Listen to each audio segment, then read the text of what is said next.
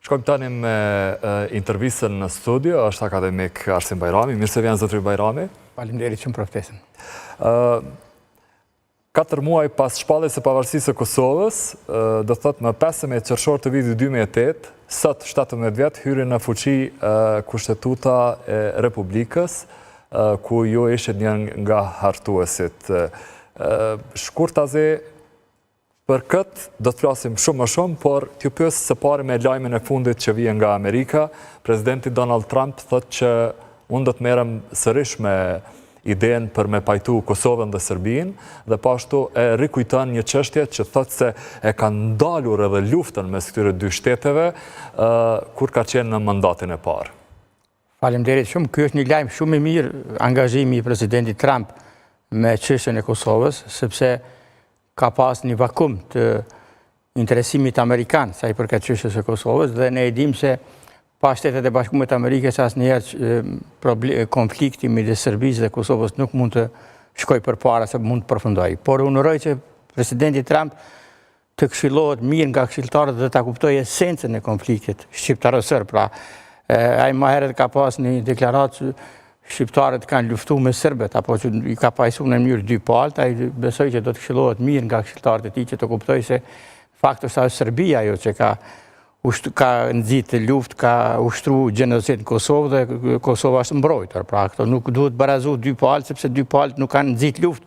Lufta është nxitë nga Serbia, cila ka pas një plan shkatrimi apo shfarose shqiptarëve, shqiptarët janë mbrojtur. Dhe jam i sigurt se po se ai edhe ka në agjendë që të përmbyll këtë konflikt, ai dhe do të arrijë, sepse ai dhe arrit rezultatet që t'i takoj për herë të parë dë kryeministrat, pra presidentin Vučić dhe atër kryeministin Abdullah Hoti, dhe jam i sigurt që me fuqinë politike që ka Amerika do të arrijë që ta detyrojë edhe Serbinë që t'i jap fund këtij konflikti që për momentin ndoshta është edhe konflikti më i madh në Evropë dhe një burim permanent ndoshta edhe i destabilizimit jo vetëm në Kosovë, por edhe të rajonit. Ju e thatë në fillim që pa Amerikën nuk zgjidhet ky problemi më i madh në Ballkan, që po e cilësoni ju edhe, po ashtu ndër më të mëdhtë në Evropë.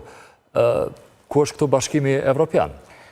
Duhet me qenë shumë të lumtur që Kosova do të nga viti 1992 është një çështje prioritare për qeverinë amerikane. Pra, angazhimi amerikan daton qysh atëherë. Pra, na kujtohet presidenti Bush i vjetër me atë kërcenimin e Kështendellave, ku në faktit përcaktoi vijën e Kuqa, po i dha mesazh të qartë Serbisë që nuk guxon të nisë një konflikt apo një luftë, sepse ato preken edhe interesa strategjike amerikane.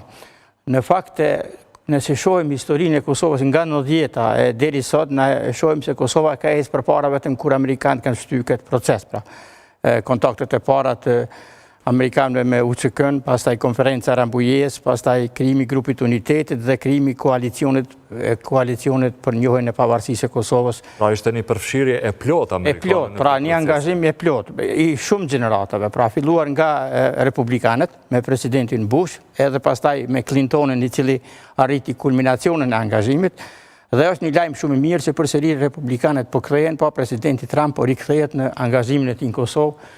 Dhe që duhet i gëzoti tërë populli i Kosovës, sepse ne e dimë se amerikanët asnjëherë nuk do të propozojnë asnjë zgjidhje që cënon apo dëmton shtetësinë e Kosovës, për faktin se duhet ta pranojmë Kosova është edhe një produkt amerikan, pa mbështetjen amerikane ky shtet nuk do të bëhej asnjëherë i pavarur. Ju jeni bindur që procesi i paqes besoni që do të arrihet në këtë mandatin e dytë të presidencës Trump, për shkak se në mandatin e parë u arrit marrëveshja e famshme e Washingtonit, erdhi ajo njohja po ashtu e famshme nga Izraeli, do thotë është shumë aktuale Izraeli tash, dhe besoni që kjo administrat mund të arrijë paqen përfundimtare mes Kosovës dhe Serbisë, për shkak se historikisht e përmendet rolin që e kanë pas presidentët amerikan në lirinë, pastaj edhe në shtetëndërtimin e Kosovës. Po, lajmin që ju komentuat në fillim të emisionit është shumë pozitiv, sepse ka pas një zgjenim Kosovë që amerikanët do të merren me kriza të tjera, të cilat janë për momentin prioritet. Pra, ajo që ka po ndodhur në botë është diçka që po e ndron krejt konfiguracionin gjeopolitik të botës, dhe fakti që presidenti Trump sot deklaroi se do të zgjidh konfliktin midis Kosovës dhe Serbisë është shumë inkurajus, dhe unë jam i sigurt se ai do të arrijë këtë nëse ka një mend. për faktin se u pa që Bashkimi Evropian nuk mund të i vetëm. Ne kemi shumë vite të humbura me Bashkimin Evropian, ku faktikisht po silemi në një rreth vecios, po silemi në një qark të mbyllur, dhe vetëm një shtytje amerikane e procesit të dialogut mund të japë përmbyllje, dhe unë uroj që presidenti Trump të rikthehet të pozicioni amerikan pak më herët, i cili nënkuptonte një marrëveshje finale me njohje në qendër, me njohje reciproke, si zgjidhje finale e konfliktit midis Kosovës dhe Serbisë. Duhet ta dimë që tani më nuk diskutohet asnjëherë për statusin e Kosovës. Statusi i Kosovës është i pakthyeshëm, por do të tentohet një marrëveshje për cilën tani edhe Kosova shpajtu, pra qeveria e kaluar në një mënyrë e ka pranuar një model franko-gjerman, dhe besoj që ajo është një kornizë e mirë që praktikisht i përmbyllet ky dialog dhe të evitohet çfarëdo tendencë e eskalimit të konfliktit në Kosovë. Po, për ta përmbyllur me këtë lajm i cili është i fundit dhe natyrisht është shumë për të diskutuar dhe është mjaft i rëndësishëm edhe për Kosovën, por po besoj edhe për Serbinë po ashtu. Presidenti Trump thotë që Joe Biden, pas paraardhësi i tij në post, ka dëmtuar perspektiven afatgjate me disa vendime të marra, por unë do t'i zgjidhi sërish. Çka mundet, zotëri Bajrami, me qenë ato të perspektivat e dëmtuara nga presidenca Biden? Këtë deklaratë president Trump është deklaratë politike, sepse ata kanë qenë kundërshtar politik dhe pra rivalitet. Presidenti Trump konteston gjithçka që ka bërë zoti Biden, ai e ka bërë këtë publike. Është e vërtetë se gjatë mandatit të presidentit Biden nuk ka pas një aktivizëm çfarë kemi pritë qeverisë amerikane, dhe ai ka lënë më shumë hapësirë Bashkimit Evropian, që u pa se Bashkimi Evropian nuk ka kapacitete as unitet për të shtyrë përpara zgjidhjen e konfliktit midis shqiptarëve dhe serb apo Kosovës dhe Serbisë. Presidenti Biden ka një formë tjetër të qeverisjes, pra ai atë kapacitetin e vet menaxherial që e ka treguar biznesmen don me përdorë si metodë edhe në politikë, don vendime të shpejta, don vendime të guximshme, dhe mendoj se kjo çështje për neve do të jetë pozitive. Po, të flasim pak për kushtetutën e Kosovës. E di që Amerikanët, tash po lidhet shumë me Amerikanët, e dim që Washingtoni ka pas shumë dorë në krijimin ose hartimin e këtij dokumenti kaq të rëndësishëm, që është dokumenti më i rëndësishëm për çdo shtet. Çysh e kujtoni ju, zotëri Bajrami, si një nga hartuesit e kushtetutës, momentet e tilla ka pas shpesh, jo gjithmonë ju jeni pajtu me Amerikanët dhe me të tjerët po ashtu. Në fakt, fati i Kosovës ka qenë se proceset kryesore të shtetëdërtimit kryesisht i ka udhëhequr Amerika. Pra, në një mënyrë, ai 10 vjeçari i rezolutës 1244 dhe UNMIK-ut ka qenë një qeverisje e Kombeve të Bashkuara, dhe praktikisht nuk ka mund Kosova të dalë nga i rreth vecios derisa nuk ka ndërhyrë amerikanët. Në fakt, derisa ata në vitin 2005 nuk e krijuan projektin Atisari, apo nuk arritën konsensusin që ka ardhur koha që të shkohet drejt pavarësisë, pra drejt pavarësisë, dhe pikërisht shpallja pavarësisë ka qenë një kontribut i jashtëzakonshëm i qeverisë amerikane, e cila ka arritur të krijojë konsensusin ndërkombëtar me Francën, me Gjermaninë, me Italinë dhe me shtetet tjera të grupit kontaktit për pranimin e pavarësisë Kosovës, për shpalljen e pavarësisë Kosovës nga kuvendi i Kosovës dhe njohen më njëherë, dhe pastaj ata kanë ndihmuar shumë në procesin e shtetëndërtimit, pra filluar nga deklarata pavarësisë, e cila është koordinuar do toja për çdo germ apo për çdo fjali me qeverinë amerikane, pastaj kanë asistuar te procesi i shkrimit kushtetutës, duke mos lënë evropianët që të involvohen në këtë proces. Ka pas 3 ekspertë kulminantë të qeverisë amerikane, të cilët gjithkohën kanë punuar me komisionin tonë, dhe roli i tyre kryesisht ka qenë ndihmues, lehtësues dhe asesi imponues.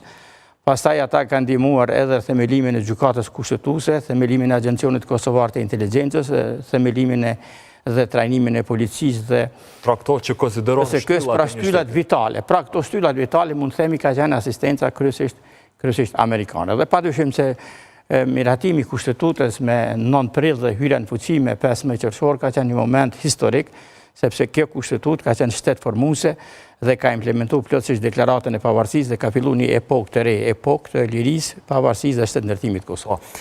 Në reflektimet pas 17 viteve, a do të bani diçka pak më ndryshe, ndoshta ndonjë formulim?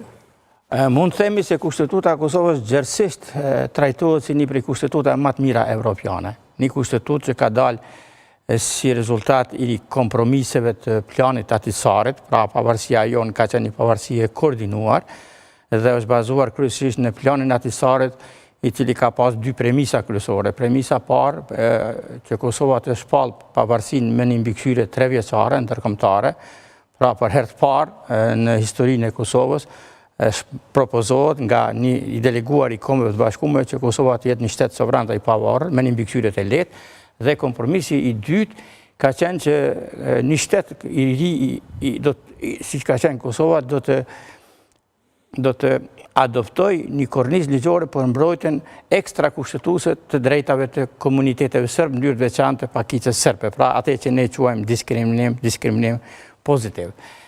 Natyrisht, po ne vetë ta bënim kushtetutën pa asnjë kufizim ndërkombëtar, po ta fitonim vetë luftën, po të ishim vetë në proces të shtetëndërtimit, Kosova do të mund të shmangte këto kompromise, por duke qenë që në pavarësinë dhe lirinë tonë kanë kontribuar edhe faktorë ndërkombëtar, atëherë çdo kund ku involvohet, sidomos ku ka bombardimet e NATO-s, fokusi është te kushtetuta, te shteti i ri dhe gjithmonë te të drejtat e pakicave.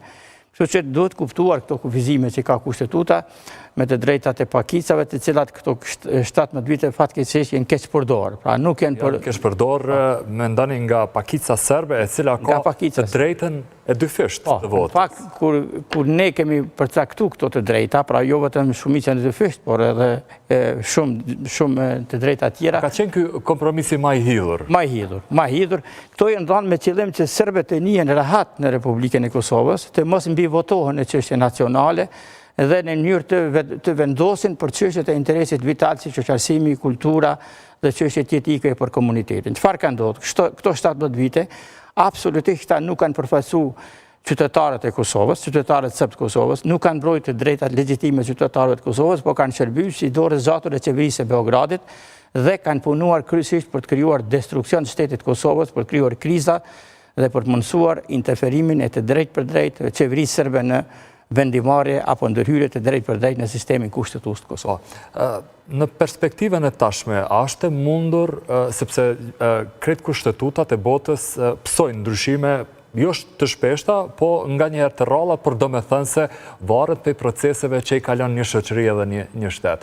Besoni që është mundur ndryshimi i kushtetutës në pikat të caktuara për interesa të mëdha kombëtare, po ashtu edhe shoqërore? Duhet theksuar se në teorinë e kushtetutave, kushtetuta jonë radhitet e kushtetutat e forta apo të ngurta. Të forta apo të ngurta quhen Nuk janë hapësirë për ndryshim? Jo, lejojnë ndryshimin, po ka procedura specifike. Mos harrojmë, ne kemi për këto 17 vjet 26 amandamente, asa ka kushtetuta amerikane për 250 vjet, pra nuk është kushtetuta e pandryshueshme, por mekanizmi i ndryshimit është shumë i ngurtë sepse nënkupton 2/3 e shumicës dhe 2/3 e pakicës, pra është një demokraci konsensuale që kërkon që faktikisht arrihet një konsensus fillimisht me pakica në mënyrë që të ndrojnë në çështje vitale, pra të ndrojë kushtetuta dhe fatkeqësisht pakica serbe ka penguar në disa raste këto ndryshime, mos harrojmë transformimin e FSK-s në ushtrit Kosovës, kur ata penguan ndrimin e emrit, por edhe në çështje tjera, pra për të ndruar kushtetutën do duhet një konsensus ndërretnik me pakica dhe për këtë arsye mendoj se kjo kushtetutë do ta mbrojë një kohë të gjatë këtë identitet kushtetues krijuar me planin atisarit dhe do të jetë në fuqi më shumë se sa që edhe ne vetë hartuesit kemi parashikuar. Keni menduar që të paktën ne kemi 2 dekada, ne kemi menduar se për 2 dekada përfundon komplet procesi i shtetëndërtimit, arrihet marrëveshja për njohje reciproke me Serbinë dhe Kosova ofrohet në proceset e integrimit evropian. Dhe në atë situatë, mendoj se kemi mujtë me bashkinë ndërkombëtare të kërkojmë që ne të aplikojmë një demokraci si që aplikojnë ato, pra të kenë pakica ato të drejta që garantojnë konventat evropiane, pra të aplikohet parimi një qytetar një votë. Por me qenë që shtetëndërtimi po vonohet, me qenë që dialogu ka mbetur pezull, atëherë me siguri kjo do të merr më shumë kohë. Kushtetuta është amandamentu edhe para 10 viteve, kur në gusht të 2015-ës, Kuvendi i Kosovës votoi ligjin për dhomat e specializuara dhe zyrën e prokurorit të specializuar, që ne e njohim si gjykata speciale e Kosovës me Selina Haag të Holandës. Besoni që kjo gjykatë po e kryen misionin për cilën është thirrur, për shkak se e mbaj mend shumë mirë kryeministrin atëhershëm Hashim Thaqin. Në fakt nuk ka qenë kryeministër, ka qenë ministër i punëve të jashtme dhe po ashtu zëvendës kryeministër thoshte se duhet të votohet për faktin se Kosova beson shumë që duhet të hiqen ato rreth të zeza mbi veprimtarinë e ushtrisë lirimtare të Kosovës edhe luftës së pastër që e kanë bërë kosovarët për liri dhe pavarësi. Pranimi i raportit falsifikuar të dikmartit nga Këshilli i Evropës ka krijuar një situatë shumë të rëndë për Kosovën, sepse ai përmbante akuza shumë të rënda. Fatkeqësisht ai u votu në Asamblenë e Përgjithshme të Këshillit të Evropës dhe në këtë kohë këto akuza do të mund të rrëzoheshin vetëm përmes një procesi gjyqësor. Dhe ka pas edhe sugjerime të forta nga partnerët tanë ndërkombëtar, në radhë parë nga qeveria amerikane që Kosova të mbështesë një gjykatë të tillë speciale me qëllim që të largohen të gjitha dyshimet dhe hipotekat apo si ata i quajnë rreth e zeza mbi Kosovën.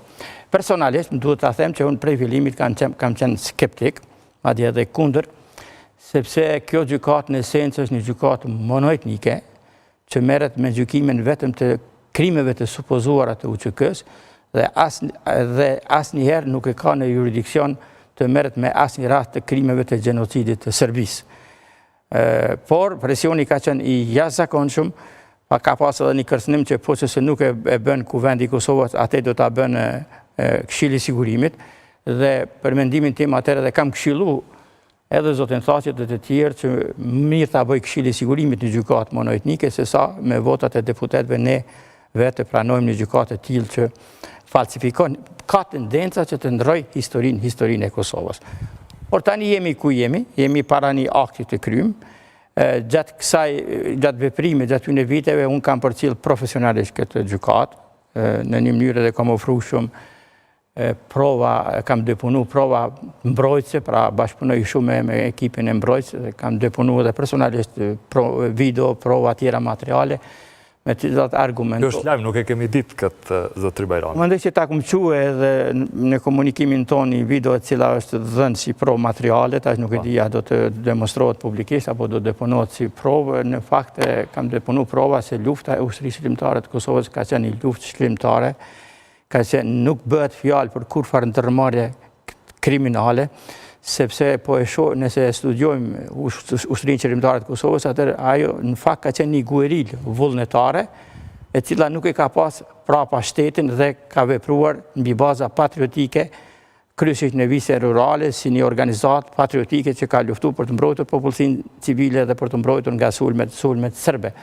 Sepse fiksioni që ka ndërtuar gjykata për një ndërmarrje të përbashkët kriminale vlen për formacionet ushtarake që i formon shteti apo të cilat financohen në mënyrë të organizuar. Kështu që sa do që thuhet se ajo është një gjykim i individëve, në fakt ajo është një tendencë e gjykimit të historisë sonë, rishikimit historisë dhe në fund ka një mesazh që të vendosë një balancë apo një ekuilibër midis gjenocidit që ka ushtruar Serbia në Kosovë dhe gjoja krimeve të UÇK-s me qëllim të krijimit të një ambienti politik, ndoshta edhe për një pajtim ndëretnik. Pra tendenca që të krijojmë një ekuilibër, kemi ndëshku Serbinë për krimet e gjenocidit, duke dënu kreun serb, pra gjithë, ne i dim se Miloševići atje nuk morën një dënim për shkak vdekjes, po edhe UÇK-ja ka bërë gjoja krime dhe duhet edhe ato të ndëshkojmë në mënyrë që në të ardhmen të ndërtojmë një raport sa do ku do të bashkëpunimit ndërretnik. Po.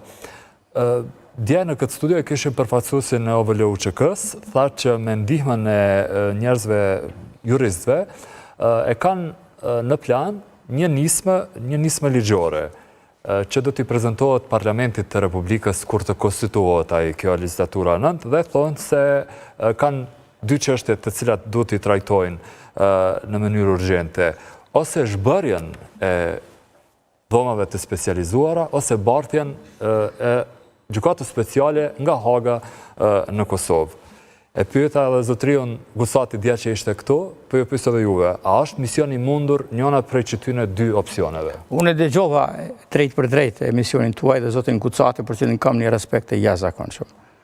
Dhe kam respekt edhe për angazhimin e tij permanent dhe të vendosur edhe kundër kësaj gjykate për cilin ai edhe ka psu, sepse ai ka vujt dënimin për çka pikërisht kundërshtimit të kësaj gjykate.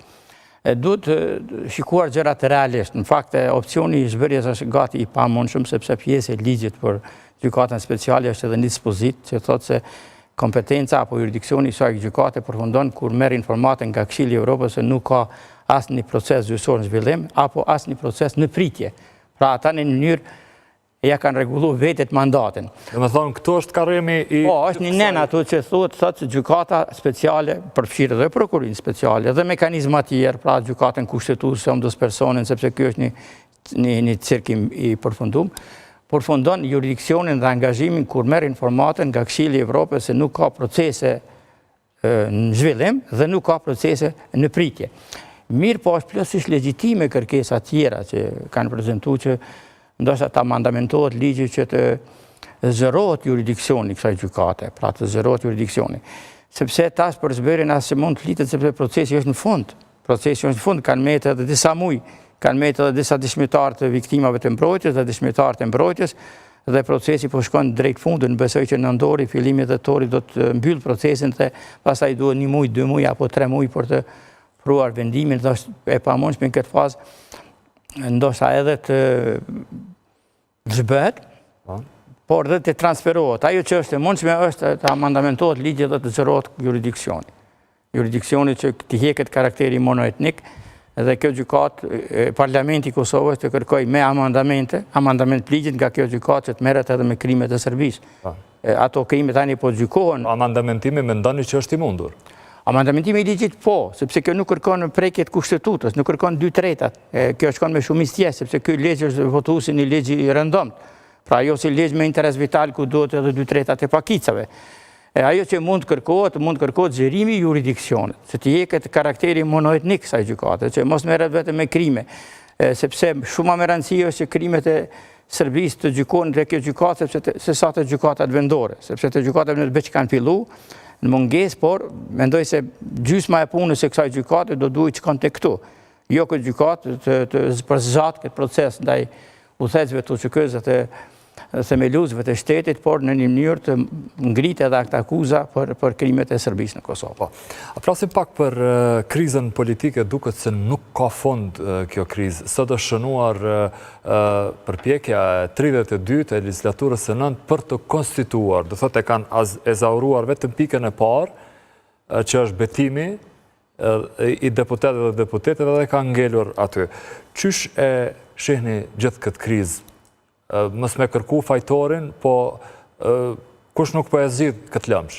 Unë kam marrë pjesë në shumë procese së ndërtimit, do të thënë nga 90-ta deri te 2017-ta, kur kam pushuar të vepruar aktivisht politik dhe nuk majnë mend ndonjëherë situatë të degradimit institucional siç e kemi tani. Pra po shohim degradim institucional, demonstrim i paaftësisë qeverisë të Kosovës.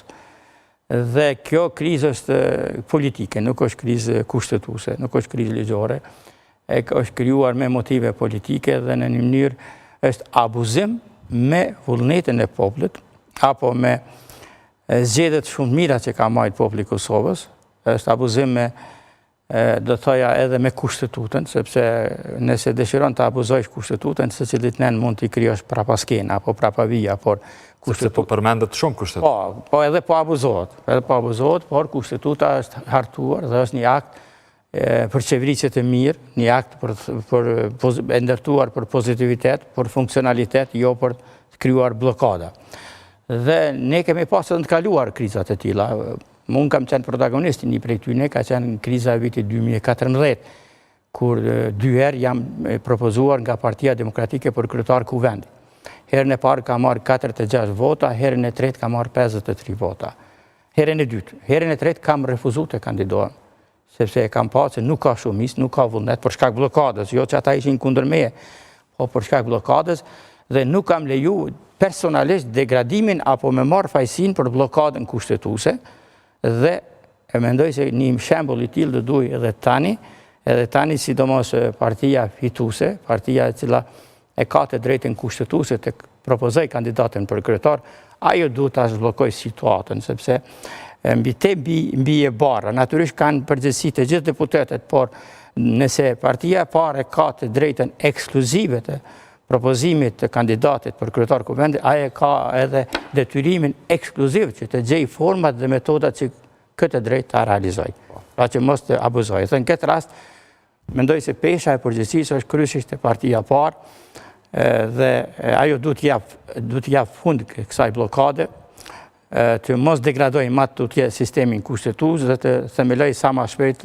kuvendin e Kosovës, qeverinë e Kosovës, sepse koha nuk po pret, po jetojmë në një kohë shumë pasigurt, ku ndoshta edhe nuk mund të parashikojmë çfarë do të ndodhë brenda 24 orëve, derisa në botë jemi afër luftës nukleare bërthamore, derisa në botë gjithë janë pasigurt, ne akoma për çdo 2 ditë kemi të njëjtin skenar, pra kemi një lojë politike që zgjat si stavet i sot 2 minuta e 50 sekonda, duke sa ishte. Ishte 41 sekonda. Dhe që është shëndruar në një zgjenim popullor, është një fat i mirë që tani edhe populli po i njëron tërësisht, sepse edhe shikueshmëria e këtij epizodi po vjen duke radhë dhe uroj që ndoshta para se të shkojnë njerëzit në pushimet i ipet fund kësaj krize politike. Dhe një pyetje e fundit fare, besoni që janë pritet shumë të mëdha për një vendim të gjykatës kushtetuese për shkak se këtë procesin e votimit ose kërkesën e lëvizjes vetëvendosje që në mes të procesit ta bëj votimin e fshehtë,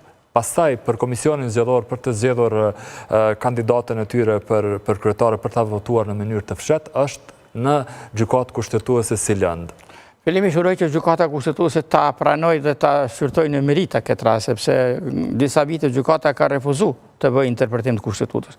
Është marrë vetëm me shkelje, është interes shtetëror që gjykata të jap interpretim kësaj çështje në mënyrë që mos të ketë një alibi tjetër, që mos të vonohet për një alibi tjetër, dhe në këtë rast gjykata do të shqyrtoj kryesisht kushtetueshmërinë e mënyrës së votimit apo ndrimit të mënyrës së votimit në proces.